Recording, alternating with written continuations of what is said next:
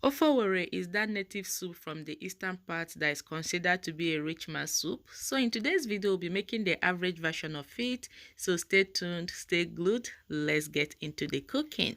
So for the ingredients, I've got in here some cocoyam, aka ede. The best cocoyam to use for this soup is the tiny one, so please take note of that. And I've got in here some mackerel and the tilapia fish. You can use catfish, parrotfish, or any protein of choice. And I have in here some deveined shrimps. I'm using just seafood for this recipe, okay? I have in here some Okazi leaves, some spinach. You can use fresh ugu if you can lay your hands on it, some grounded crayfish, and the Uziza seed. This Uziza seed, I think the English name is a negro pepper or negro seed, right? Correct me if I'm wrong in the comment section. And I've got in here some sliced onions and some oil.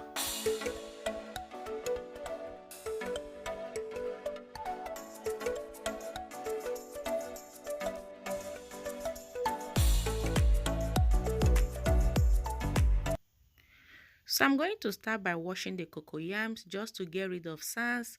While I'm washing them, I will peel off the hairs on the skin, which I'm going to be showing you as we wash along.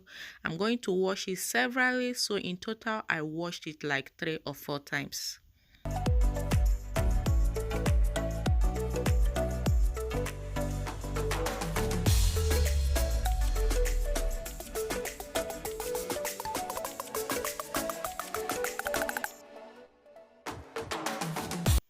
So at this point, I'm done washing the cocoyams. I'm just going to cut them into smaller pieces. This step is totally elective.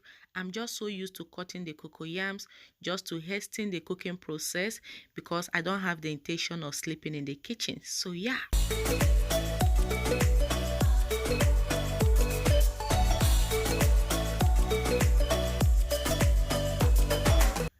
After cutting them, transfer into the pot, add enough water, cover and allow to cook on a high heat. Please do not cook this on a medium or even on the lowest heat because you need to get them properly cooked.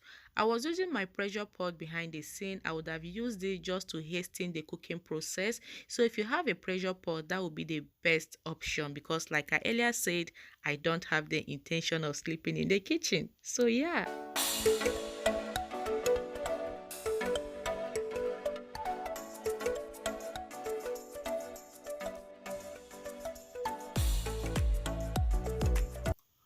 While the cocoyams are cooking, in another pot, I'm going to add in the fish. I will add water just at the same level with the fish, add some onions, cubes, and a pinch of salt. This native soup is called the rich man's soup because of the assorted meat they normally use in cooking or preparing it. You can use like 7 to 10 different proteins. You can use periwinkles, snails, crabs, stockfish, dry fish, like basically any protein of your choice. But sometimes if you cannot lay your hands on those proteins, doesn't mean you will deny your mouth this native delicious soup. So let's just keep it on a low key. That is why I called it the average version of it. So when I'm done, I'm just going to cover and allow to cook for 3 minutes.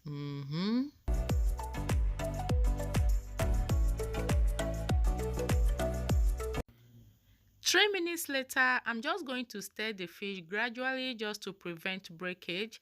After stirring it, I'm going to take the fish out from the stock. If you are using meat, you don't need to remove it at this point.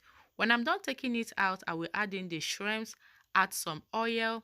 A subscriber told me that he noticed that I don't normally use measurement in cooking my African food. Honestly speaking, some of our African parents does not have good relationship with measurement when it comes to cooking. So we actually took over from them. We just avoid everything and still come out with a nice result. So I'm sorry about that.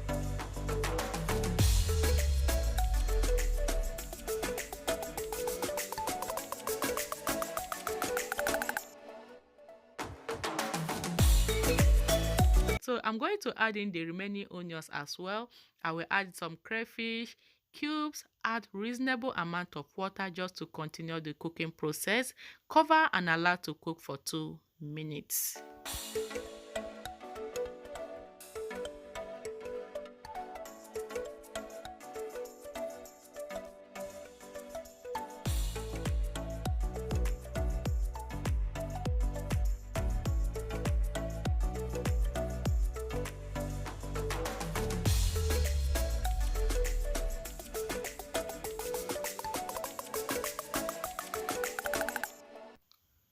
In a clean bowl, I'm going to add in the Okazi leaves. I've already gone ahead to wash this several times with some cold water just to take out excess sand.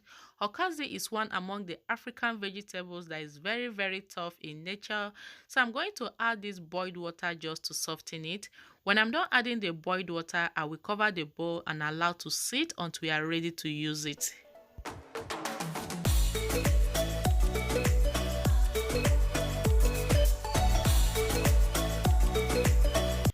So back to the cocoyam. At this point, it is properly cooked and very soft. If your fork, your skewer or your knife can pierce it easily, that is an indication that your cocoyam is perfectly cooked. So I'm just going to drain out the water, peel off the skin. I'll be using my food processor to blend into a smooth paste. You can use your blender or your mortar if you have any. I don't have a mortar at this point, and I don't think I even have any intention of buying any one soon, because most of what mortar does, my blender or my food processor does it much better. So it's good for you to blend or pound this cocoyam when it is still warm, because when it is extremely cold, it can be a little bit hard for you to like blend or pound. And then when I'm blending it, I'm going to add some water just to help the food processor to move easily. I will blend in batches because the food processor will not contain all the cocoyam. So yeah.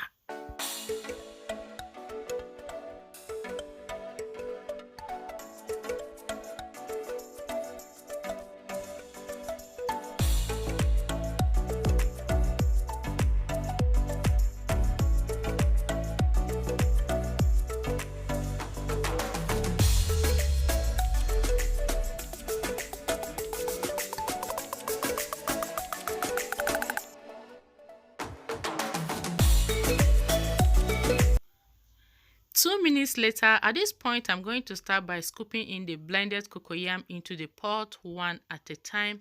Cocoyam is a great thickener, so when you add excess, your soup will become extremely thick, like it will become like akamu. Let me use my African slang that will say it will become bodo. So you just have to apply some kitchen sense to know the quantity that will be enough to take in your soup. When I'm done scooping it, I'm going to cover and allow to boil for 6 minutes. And at this point, you don't need to stir it, because when it boils, the lumps will eventually melt or dissolve. Alright lovely, 6 minutes later, I'm just going to give it a good mix, and I will introduce in the Okazi leaves. And at this point, I've already gone ahead to squeeze out the excess water that we use in softening the Okazi leaves. And as you can see, the cocoyams are melted as well. Do you think this soup is watery? Don't worry, it's not anywhere close to watery, because like I said, cocoyam is a great thickener. When the soup cools down, you will wish you added even extra water. So I'm just going to add back the fish as well. When I'm done adding it, I will stir it gently, cover and allow to cook for extra 2 minutes. Alright lovelies, back to our pot of soup. As you can see, the change in appearance. Our soup is gradually coming together, going to the consistency that I'm aiming at. So at this point, I'm going to introduce in the spinach.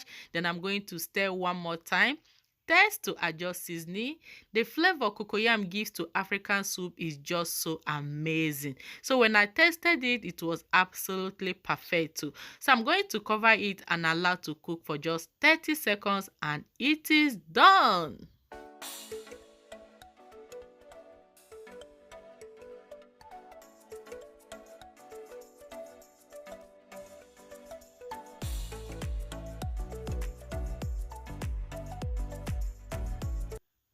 Alright lovelies, here comes the final outcome of our native Ofe Owerri recipe. You can enjoy this soup with correct akpu, oatmeal, garri, plantain, banku. Some days I even enjoyed it with my white rice. Oh yes.